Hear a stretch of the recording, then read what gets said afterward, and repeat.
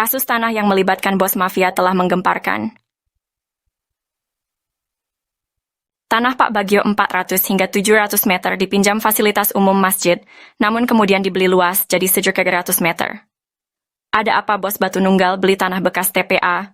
Penyerobotan jadi hadiah 80 meter lalu 270 meter di Koswara untuk Ketua RW Sentul 2, Dago Elos Ismail Tanjung 8% 8M, bonus balik layar tergugat dan pendataan tergugat Ketua RW Sentul 2 Dago Elos Asep Makmun sebagai pembela isidentil, Ketua RW Sentul 1 Cirapuhan Apud Sukendar dan oknum aparatur. Rupanya target 100 miliar hingga 1 triliun hingga tanah puluhan meter. Keluarga besar Pamenpati TNI dan Polri diserobot dan dilaporkan polisi tahun 2012. Sejak tahun 2007 sudah diberi tanda batas pohon alpukat dan sirsak, AIPAI.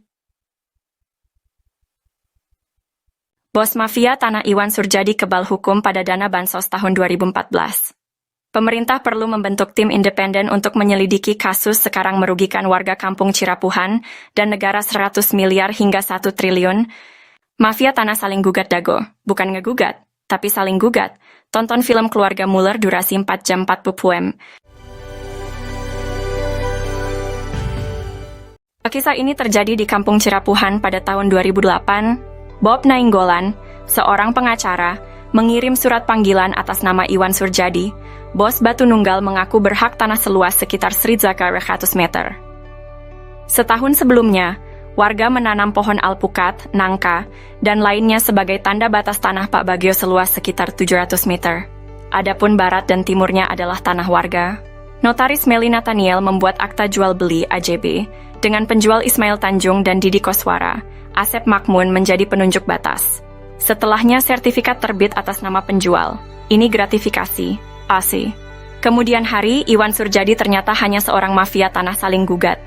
Ia memberi hadiah untuk oknum aparatur, juga Didi Koswara, Ismail Tanjung, Asep Makmun dan rekan sebagai pendata calon tergugat dan tergugat.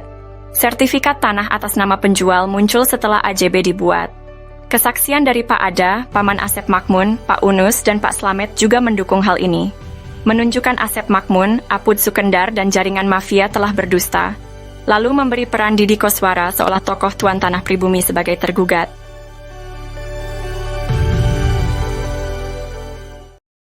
Oh janten bapak teh ngagales di iya di Ramana nih di Ramana nih di Ramana Asep Makmun mohon terus lanceuk gitu di kadinya baheula terus di gitu diuwihkeun deui ka ieu teu udah we garapan mah didinya aya mohon teu diuwihkeun maksudna teh di kilas galian dititipkeun gitu iya dicuel we dititipkeun nya ku diarurus ku Didi gitu mohon aing kemari teh di dieu ku ieu dijual ku Surjadi mohon eta oge masalah kasusna oge luasna oge nyerobot nu sanesna deui itu atas nama pembelinya itu Iwan Surjadi, penjualnya Ismail Tanjung. Sertifikatnya harusnya atas nama siapa?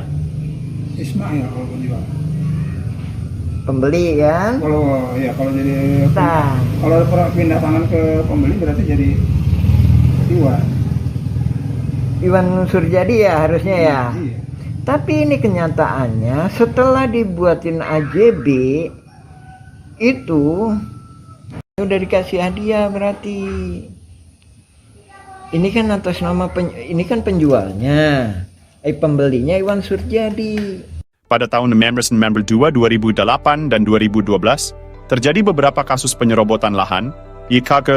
Kasus ini melibatkan banyak pihak dan sertifikat tanah yang dipertanyakan keabsahannya. Bukti penyerobotan lahan melibatkan nama-nama seperti Iwan Surjadi, Didi Koswara, dan Ismail Tanjung. Juga Asep Makmun, Apus de Sukendar. Bukti peta sertifikat atas nama Rosid dan Triyono berasal dari Rahman Hadisaputra, keluarga Ewong binti Nawisan. Ada juga sertifikat atas nama Diman Adikarta bin Neh Emeh dan Eti serta Acik dari keluarga Neh Eyong.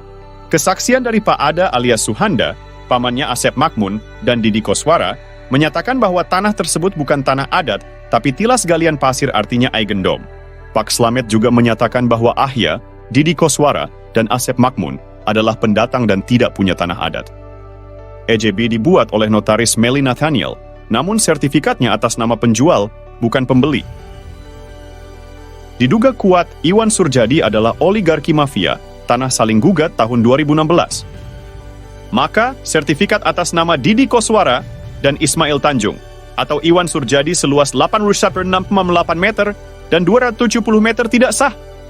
Wakaf masjid seluas sekitar 100 meter perlu ditinjau. Dan dukungan Ustadz Diki Sulaiman Sarjana Pendidikan perlu diperiksa. Oknum tokoh masyarakat, oknum aparatur diduga kuat mendukung gratifikasi. Yat. Alhamdulillah surat balasan sudah diterima warga kampung Cirapuhan. Surat balasan datang dari BPN Pusat dan juga dari Kesekretariatan DPR RI Pusat Komisi 2. Kini atau nanti kitalah yang harus berjuang untuk mengungkap skenario jaringan mafia. Kasus Dago melawan Muller adalah mafia tanah saling gugat, nukan ngegugat, tapi saling gugat. Surat balasan dari DPR Pusat juga BPN Pusat adalah kabar baik bagi warga yang telah mengajukan hak tanah dan permohonan lainnya. Terima kasih banyak kepada semua pihak yang telah membalas surat kami.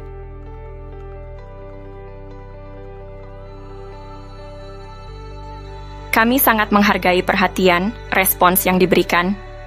Dan selanjutnya, untuk yang telah menerima surat kami, ditunggu balasannya. Untuk info sengketa lahan Dago, ini adalah masalah mafia tanah yang saling gugat.